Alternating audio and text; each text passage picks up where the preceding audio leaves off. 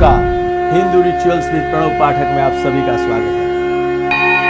अथ दारिद्र्य दहन शिव स्तोत्रम्।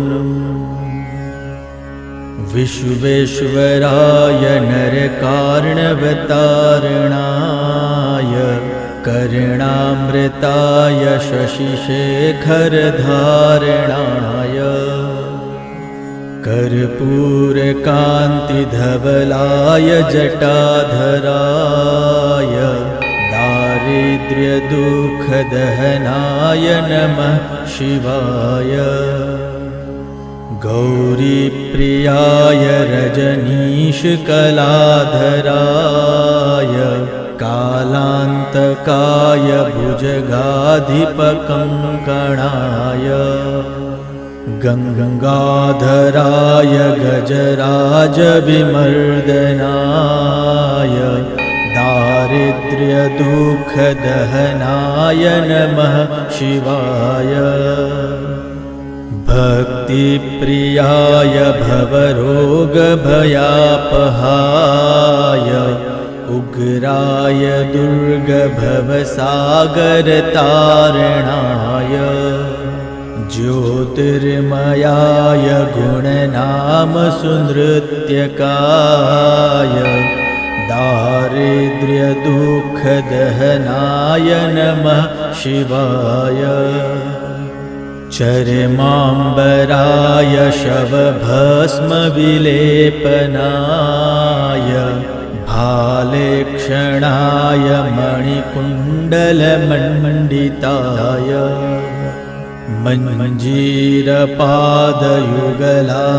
जटाधराय दारिद्र्यदुःखदहनाय नमः शिवाय। पञ्चाननाय फणिराजविभूषणाय हेमांशुकाय भुवनत्रयमण्डिताय आनन्दभूमिवरदाय तमोमयाय दारिद्र्यदुःखदहनाय नमः शिवाय। भानुप्रियाय भवसागरतारणाय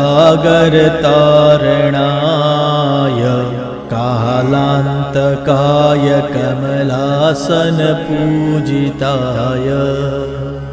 नेत्रत्रयाय शुभलक्षणलक्षिताय दारिद्र्यदुःखदहनाय नमः शिवाय। रामप्रियाय रघुनाथवरप्रदाय नागप्रियाय नरकार्णवतारणाय पुण्येषु पुण्यभरिताय सुरार्चिताय दारिद्र्यदुःखदहनाय नमः शिवाय। मुक्तेश्वराय फलदाय गणेश्वराय गीतप्रियाय वृषभेश्वरवाहनाय मातङ्गचर्मवसनाय महेश्वराय दारिद्र्यदुःखदहनाय नमः शिवाय। वसिष्ठेन कृतं स्तोत्रं सर्वरोगनिवारणं सर्वसम्पत्करं शीघ्रं पुत्रपौत्रादिवर्धनं त्रिसन्ध्यं यः पठेन्नित्यं स हि स्वर्गमवाप्नुयात्। इति श्री वसिष्ठविरचितं दारिद्र्यदहनशिवस्तोत्रं सम्पूर्णम्।